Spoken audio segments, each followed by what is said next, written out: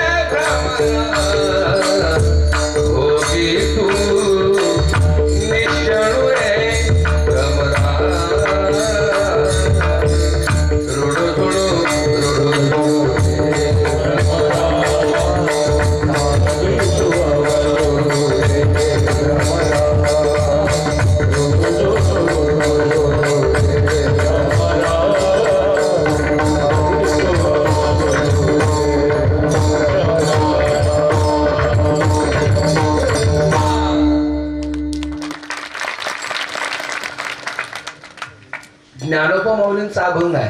आणि ही जी चाल आहे ना, ही हृदयनाथ मंगेशकरांनी लावलेली आहे. संगीतकार कोण आहे? हृदयनाथ मंगेशकर. आणि गायले स्वर्गीय लता दीदींनी. लक्षात आलं का? तिघही त्याच अवस्थेला गेलेले आहेत. तिघही ज्ञानोबा माऊलींच्या अवस्थेचं वर्णन करायलाच नको. लक्षात आलं का? पण या दोघांनी सुद्धा इतक्या तळमळीने, इतक्या तन्मयतेने हे गायलेलं आहे, संगीत दिलेलं आहे. बघा, ऋणझुण हा शब्द भुंग्याच्या आवाजाचं प्रतीक आहे.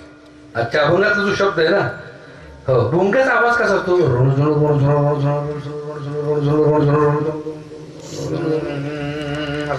बरोबर आहे.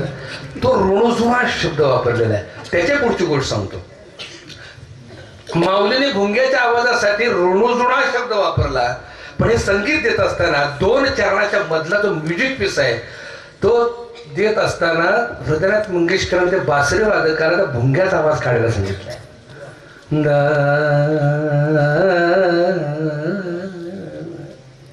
वैशिष्ट्य आहे संगीतकार. लक्षात ठेवा, उगीच संगीतकार होत नाही तो. आणि म्हणून ही जोपर्यंत सूर्यचंद्र तोपर्यंत हे विरहिणे ही गाडी राहणार आहेत. आत्ताची गाडी जन्माला याच्यात मारतात. खरं का?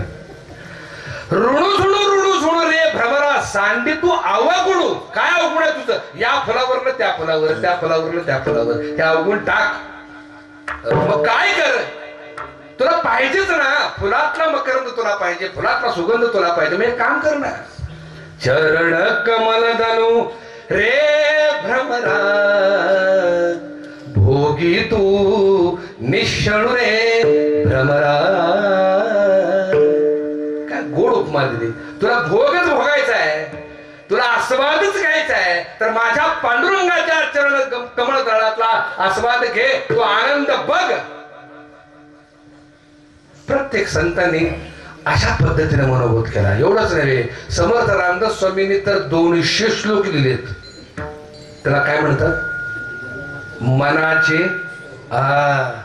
200 श्लोक. आणि पहिल्याच प्रमाणामध्ये मना सज्जना भक्ती पंथे. म्हणजे उपमा देताना मनाला कशी उपमा दिली? सज्जनाची उपमा दिली. दुर्जन म्हटलं असतं ना तर मनानं कुठून फेकलं असतं. तर सज्जन म्हटले हे टेक्निक संतांनाच माहित आहे. धावू नको रे मना ऐक, धावू नको रे मना,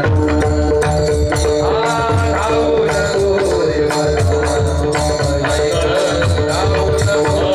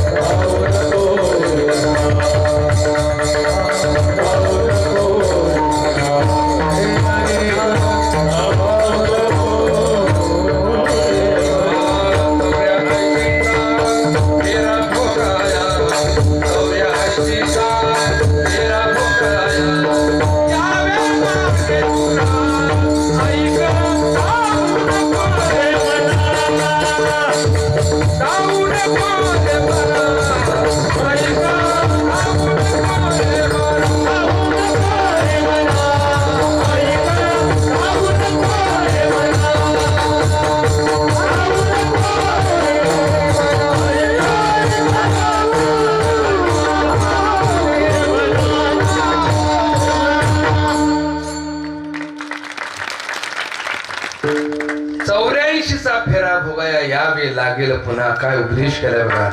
हा अभंग माझ्या सद्गुरू जनार्दन महाराज बसंतगडकर यांचा आहे. 84चा फेरा भोगाया यावे. हे 84चा फेरा तुझ्यामुळे रे पडतोय म्हणा. हे 84चं दुःख खूप वाईट आहे. हे तुझ्यामुळे जर होत असेल तर काय उपयोग आहे? धावू नकोस. चळवळ करशील कुठवर पळशील नाही तुला ठिकाणा ऐक, धावू नको रे मना. आणि बघा अशा पद्धतीनं संतांच्या आचरणाप्रमाणे संतांच्या बोधाप्रमाणे ज्या वेळेला मनाला आम्ही मनबोध करू ना त्यावेळेला मन आपला सच्चा मित्र होतो. अशा पद्धतीने जर मनाशी संवाद केला, परमार्थिक गोडी जर मनाला वाढवली,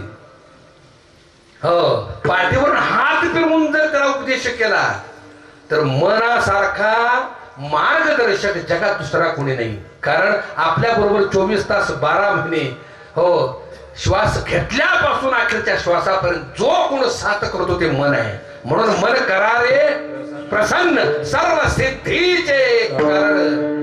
मनाशी वैरत्व नाही पाळायचं, मनाशी सलगी करायची, मनाशी मैत्री करायची. आणि मग बघा एक गोष्ट सांगू, संतांनी मनाशी मैत्री केली म्हणून ज्ञानोबरायांनी ज्ञानेश्वरी लिहिली. तुकोबरायांनी मनाशी सलगी केली, मैत्री केली म्हणून गाथा लिहिली. मनावर गारूड झाले संत महात्मे, मनाला आपलंस केलं. अलग लक्षात, मनाला आपल्या आज्ञेत ठेवलं तेव्हा कुठं कर्तुम गोष्टी त्यांच्याकडून घडल्या. लक्षात ठेवा, मन खूप गोड आहे. मन सत्यही जाणतं, मन असत्यही जाणतं. मन खरंही जाणतं, मन खोटंही जाणतं. मन परमार्थ जाणतं, मन प्रपंच जाणतं. मन पाप जाणतं, मन पुण्य जाणतं. कोणतं कर्म करावं हे मन साक्षीत्वानं. बघा साक्षीत्व त्याच्यामध्ये निर्माण कधी होतं? आज्ञानं ज्यावेळेला त्याच्याबरोबर सलगी केली त्यावेळेला आज्ञाबरोबर मनालाही साक्षीत्व निर्माण होतं आणि ते साक्षीत्वानं दोन्ही गोष्टी पाहत असतं आणि बरोबर मधला मार्ग काढून आपल्याला उद्धाराच्या दिशेने घेऊन जातं. असं हे मन आहे. दोन्ही बाजू जाणत होते. तुकाराम महाराजांचा गोड दृष्टांत या मनावरती दोन्ही बाजू जाणणाऱ्या मनावरती. कानडीने केला मराठा भ्रतार, कानडीने केला कानडीने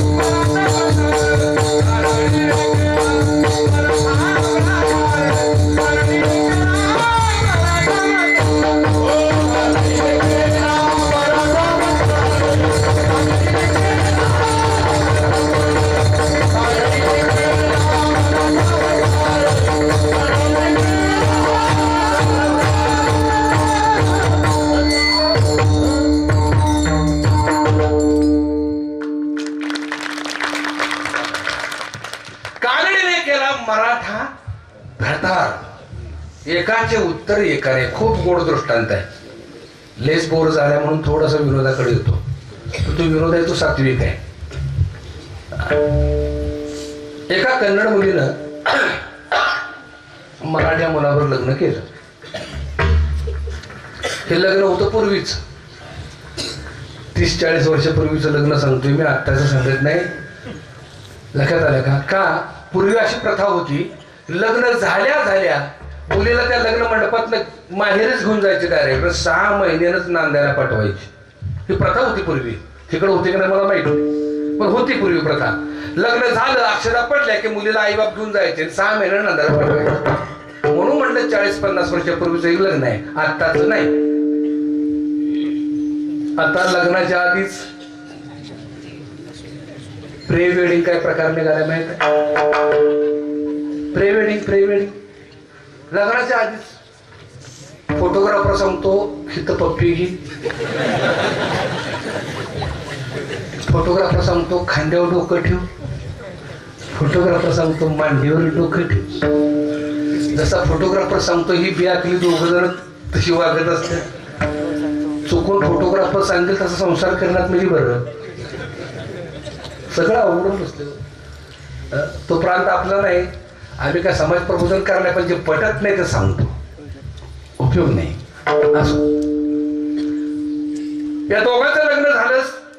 1 महिना, 2 महिने, 3 महिने, 4 महिने, 5 महिने, 6 महिने झालं. हो, मुलगा काही यायला तयार नाही. मुलाच्या आईला कोडं पडलं. मुलाला बोलून घेतलं, बाबा तुला काय वाटतंय का नाही, माझं दुःख तुला काय बघवतंय का नाही, जा बरं लग्न लावून दिलं, बायको आणि मी संसार करावा, मला जरा सुखात समाधान जगू द्यावं, कळत नाही. शिव मनात म्हणला कधी सांगतेस त्याचीच वाट बघत होतो. आता कोणाला बायको नको आहे. रात्रभर झोप नाही गड्याला. 4लाच उठलं, गार पाण्याने आंघोळ केली. हो, चहा बी पिला, धोतर, नेहरू शर्ट, तुऱ्याचा फेटा, बैल बिल धुतली, शिंग बिंग रंगविली, गोंड बिंड बांधलं, झुलीत टाकल्या, बैलगाडीत झोपली, चावरीचा अमुक टाकला खांद्यावर आणि गडी निघाला. ही आमची भाषा कराडची बरं, सातारची भाषा. गाडी खाळ खाळ खाळ खाळ खाळ खाळ वाजत निघाले. शिव राहत होता महाराष्ट्रात आणि ती राहत होती कर्नाटकात. महाराष्ट्राने कर्नाटकाची बाउंड्री ओलांडली. बैलगाडी पळत पलीकडे गेली. फोपाटा उडताना दिसला. कुणाला? बायकोला. तिच्या मैत्रिणी बी तिथं होत्या. फोपाटा उडताना जसा दिसला तसे ती म्हणाली, बाई ग जावा, माझाच कारभार आहे का बघा, कारण निरोप आला होता न्यायला येणार आहे म्हणून, जावा बघा. त्या सगळ्या मैत्रिणी बघायला गेल्या. या प्रसंगावर प्रल्हाद शिंदेनी 50-55 वर्षापूर्वी एक गीत लिहून ठेवलेलं आहे बघा, खूप सुंदर. या प्रसंगावर दिसते कोणाची गाडी, ढवळ्या रंगाची जोडी, जाग सायानो कुणी पाहून या, जाग सायानो कुणी पाहून या. ते आपल्या मैत्रिणी सांगते, दिसते कोणाची गाडी, ढवळ्या रंगाची जोडी, जाग सयानो, जा कुणीतरी बघून या, माझाच कारभार आहे. तिच्या अंतःकरणातल्या वेदना हो इतकं सुंदर पद्धतीने मांडलेत.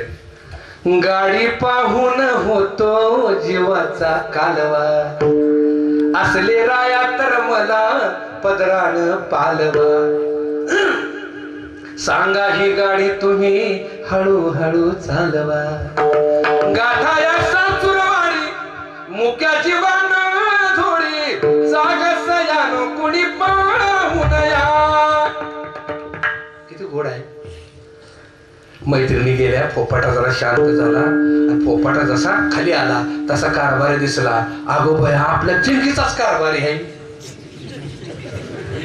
माग पळत आल्या, अगं तुझाच कारभारी आहे. सगळ्याच पळत घरी गेल्या. आता जावाय बापू न्याहाळा आलेच म्हटल्यानंतर चला दुर्ड्या बुत्त्या म्हणजे कानावलं लाडू ठेवतो त्याला काय म्हणता तुम्ही इकडं? हा, दुर्ड्याच ना. हो, काही ठिकाणी शिदोऱ्या म्हणतात, काहीतरी बुत्त्या म्हणतात. शिदोऱ्या म्हणतात ना. हा, बरं झालं सांगितलं. हा दृष्टात मी एका लांब गावात सांगितला होता. 6 महिन्यानं मला फोन आला, हे दुर्ड्या काय होत्या? भाषेत फरक असतो. म्हणजे प्रांत बदलला, परंपरा बदलतात, दुर्डे बदलतात, भाषा बदलतात, नाही का. आमच्या तिकडं म्हणजे सातारा जिल्ह्यामध्ये जीव गेल्यावर माणसं जळतात.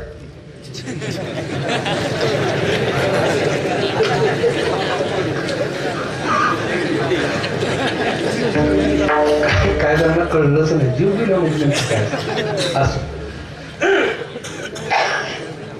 त्या सगळ्या बैलगाडीत त्यात बुत्त्या ठेवल्या, दुरड्या ठेवल्या, शिदुऱ्या ठेवल्या. रडारडी जरा झाली. वडिलांच्या बरोबर मिठी मारून रड, आई बरोबर रड, जरा मैत्रिणी बरोबर रड, सगळ्या गोष्टी झाल्या. आणि शेवटी बैलगाडीतून कोपऱ्यात बसली. ह्यो बाबा उभाच होता बैलगाडीत. झालं, बाय बाय टाटा केलं. गाडी निघाली.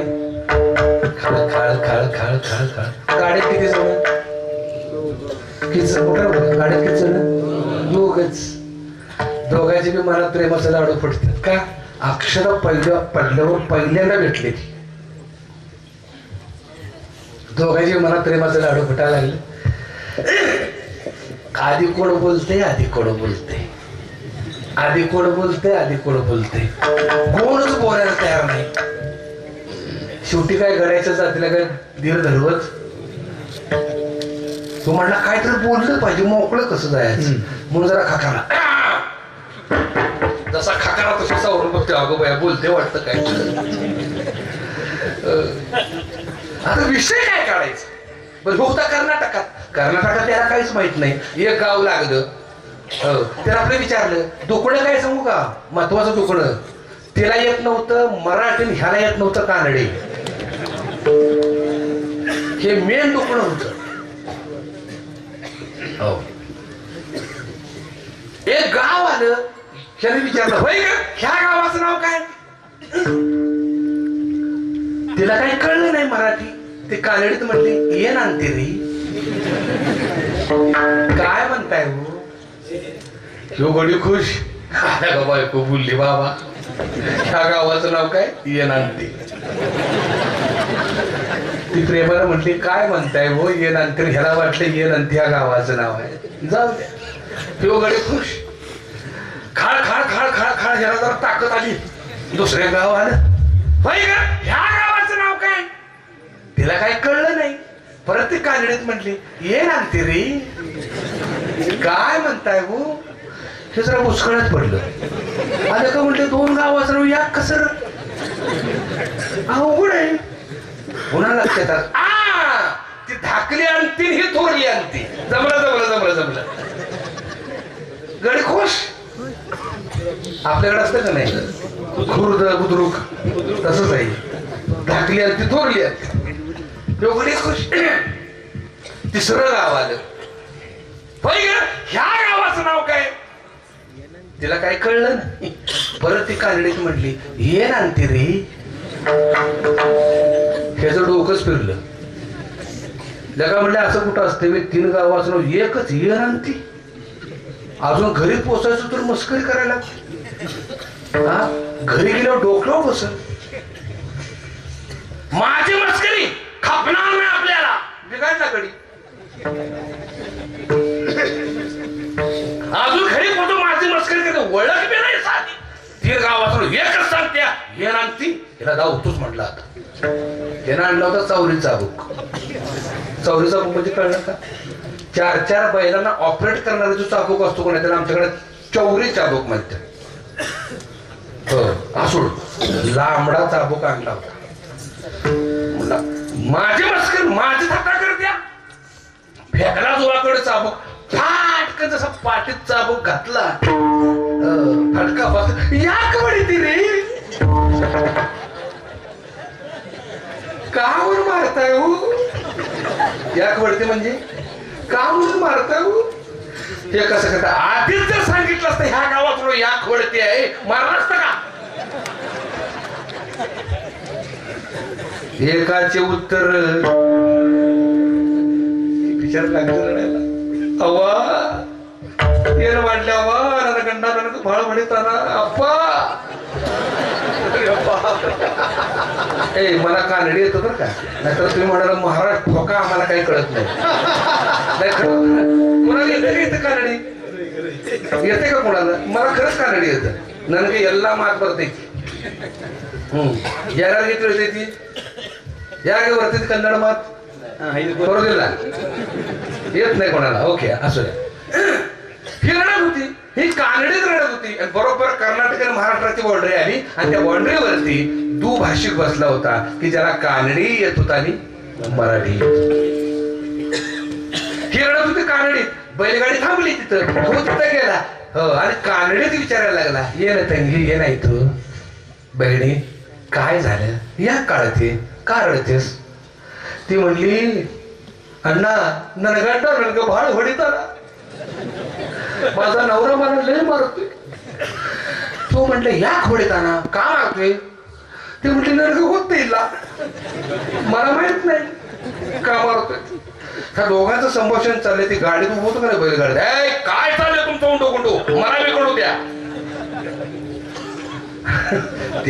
तेव्हा त्याच्या लक्षात आलं तो भाषेमध्ये आले का म्हटलं ह्याला येत नाही कानडीन त्याला येत नाही तो घोटाळा झाला मूर्ख का मारलास तिला तो म्हणा का डोकं फिरलंय माझं 3 गावातून एकच सांगते येणार ती फटका दिल्यावर म्हणते या खोडी ती आधी जर सांगितलं असं मारलं असतं का मेळच बसायला तयार किंवा तू भाषेक हसला म्हणले मूर्खा ती तुला प्रेमानं अंतःकरणापासून भावयुक्त अंतःकरणात तुला ती म्हणत होती काय म्हणताय हो काय म्हणताय हो अरे तिची भावना समजून घे तिचं अंतःकरण जाणून घे तिची भाषा शिकून घे नाही का तिचं प्रेम तिचं मन जाण वेड्या मारून काय मिळतं रे समजून घे तुझ्यावर अत्यंत प्रेम करते हे जेव्हा दुभाषिकानं त्याला समजावून सांगितलं तेव्हा तो म्हणाला बरं झालं दादा इथंच सांगितलं नंतर घरी गेल्यावर पहिल्यांदा हिला सोडचिठ्ठी देणार होतो म्हणजे संसाराच्या म्हणजे सुरू व्हायच्या आधीच हो मोडणार होता पण मोडणारा संसार तारला कुणी मोठ्याला बोला दुभाषिकानं तसं मनाला जर आम्ही प्रसन्न करून त्याचा जर निर्णय ऐकला हो तर ते दोन्ही पक्ष पाही उद्धारती आणि प्रपंचातही तितकंच साथ देत आणि परमार्थातही तितकंच साथ देत लक्षात ठेवा असं हे मन नको नको मना आणि असं हे बलाढ्य मन आणि याच मनाला तो कोपरडे उपदेश केलेला आहे तुम्हाला मला नाही केला का तुम्ही आम्ही त्याच्या आधी नाही पण आजच्या अभंगाचं आणखी एक वैशिष्ट्य असं आहे की बोध करताना नको नको मना गुंतू माया जाळी माया जाळ्यात गुंतू नको सांगते कोण माहित आहे का ज्यांची 2 लग्न झालेत ती तुकारामांची किती झाले 2 म्हणजे अनुभव सांगतायत का ते नको नको मना गुंतू माया आणि ज्यांचं झालं नाही ते म्हणतात आधी प्रपंच करावा गंमतच आहे झाले ते म्हणतात गुंतू नका आणि ज्यांचं झालं ते म्हणतात प्रपंच करा संतांचा बोध असा नाहीये तो खूप बरं आहे तुम्हाला मला उपदेश करताना सांगतात की मायेत गुंतू नका म्हणत नाहीत माया जाळात गुंतू नका दुःख मायेत नाही मायेच्या आसक्तीत आहे दुःख पैशात नाही पैशाच्या आसक्तीत आहे दुःख धनात नाही धनाच्या आसक्तीत आहे दुःख धन दारात नाही हो त्याच्या आसक्तीत आहे दुःख प्रपंचात नाही दुःख संसारात नाही संसाराच्या प्रपंचाच्या आसक्तीत दुःख आहे आमच्या इच्छा पूर्ण होत नाही म्हणून आम्ही दुःखी आहे तुम्ही का समजून घ्या आणि म्हणून त्याने शब्द प्रयोग सुद्धा इतका सुंदर केलाय माया जाळी माया जाळात अडकू नका मायेत दुःख नाहीच आहे कारण हे जे भांडवल आहे आज बुवा कीर्तन सांगते ना ते कुणाच्या भांडवलानं सांगते मायेच्याच भांडवलानं सांगते ना पण या देहाबद्दल जर आसक्ती ठेवली तर दुःख भोगशील, देहाबद्दल आसक्ती ठेवली नाही तर दुःखाचा संबंधच येत नाही. भूमिका समजून घ्या. पैसा मिळवू नका कोण म्हणतच नाही, जरूर मिळवावं, आलिशान बंगल्यात राहावं, आलिशान कार घ्यावी, श्रीमंतीत वाढावं, वादच नाही.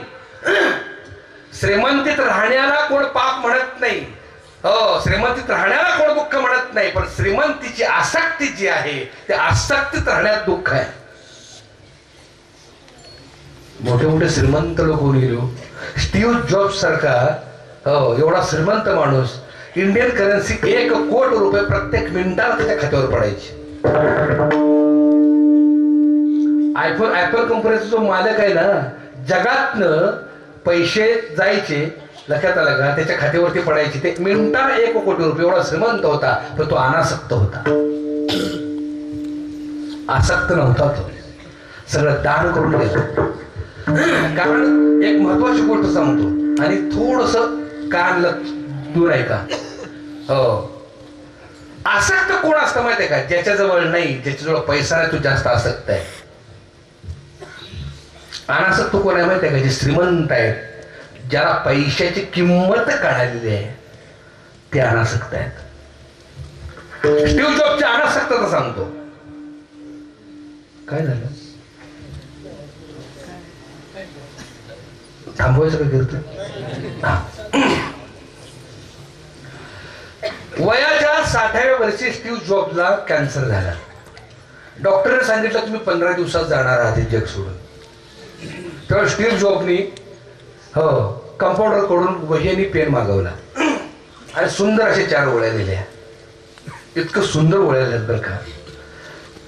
मी आयुष्यभर एवढा पैसा मिळाला, एवढा पैसा मिळवला, लक्षात आलं का, जी इच्छा व्यक्त करेन ती मी खरेदी करू शकतो. विरक्ती कधी निर्माण होते तेही सांगतो, वैराग्य कधी निर्माण होते तेही सांगतो. परमार्थ कुणाला पोषक ठरतो तेही सांगतो. एवढा पैसा मिळवला, काहीही खरेदी करू शकतो, आणि शान कार खरेदी करू शकतो, आणि ते चालवण्यासाठी मी ड्रायव्हर ठेवू शकतो, आणि शान बंगला खरेदी करू शकतो. तो पोचण्यासाठी मी नोकर चाकर ठेवू शकतो. पैसा एवढा मिळवला, बँक बॅलन्स भरपूर आहे, तो पैसा खर्च करण्यासाठी मी माणसं ठेवू शकतो, ड्रायव्हर ठेवू शकतो, नोकर चाकर ठेवू शकतो. पण मला झालेला जो रोग आहे, तो त्या दुःख भोगण्यासाठी मला कुणाला ठेवता येत नाही, ते मलाच भोगायचं. म्हणजे पैशाची नश्वरता लक्षात आली. पैशानं देह मिळेल, हा देह मिळेल का पैशानं? नाही मिळणार. गेलेला क्षण मिळेल का? नाही मिळणार. तत्क्षणी एकच गोष्ट सांगितली. काय सांगितली? सगळं मी मिळवलं, पण मला एक गोष्ट मिळवता आली नाही. कुठली? ज्या बेडवर मी झोपलोय, अखेरचा श्वास घेतोय, तो बेड मला कायमचा खरेदी करता आला नाही. भूमिका समजून घ्या. इथं विरक्ती निर्माण झाली. म्हणून परमार्थ करत असताना परमार्थाची प्रेम कधी वाढतं, परमार्थाकडे जीव कधी ओळखतोय, समर्थ रामदास स्वामींनी सांगताना सांगितले, जो त्रिविध तापे तापला, संसार दुखे दुखावला, तोच अधिकारी झाला परमार्थाची. जो त्रिविध तापे, ज्याला त्रिविध तापाचे चटके बसलेत, संसार दुखे दुखावला, तोच अधिकारी झाला परमार्थाची. लक्षात ठेवा. आणि म्हणून ह्या माया जाळात गुंतणं, लक्षात आलं का, चटके बसल्याशिवाय राहणार नाहीत. नको नको मना गुंतू. मग हे समर्थाने असं का सांगितले? मग आधी प्रपंच करावा हे का सांगितले?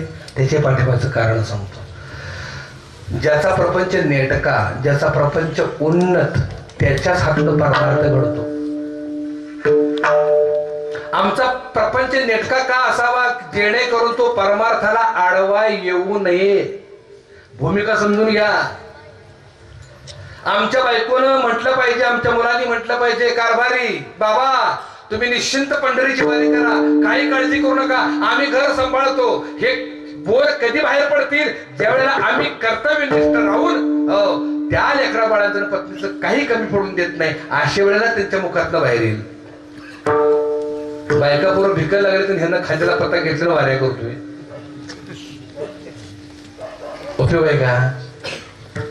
भूमिका समजून घ्या. म्हणून आधी प्रपंच करावा नेटका आणि मग परमार्थ पहावा विवेका. भूमिका समजून घ्या. त्याची पुढची गोड सांगतो. प्रपंच कधीही पूर्ण होत नाही. पूर्ण करायच्या पाठीमागे लागू नका. जर पूर्ण होत असता तर टाटा बिर्ला अंबानी ही थांबली असती. थांबलीत का ती? झोपेच्या 4-4 गोळ्या खाऊन त्यांचा प्रपंच नेटका करायचा चाललाय.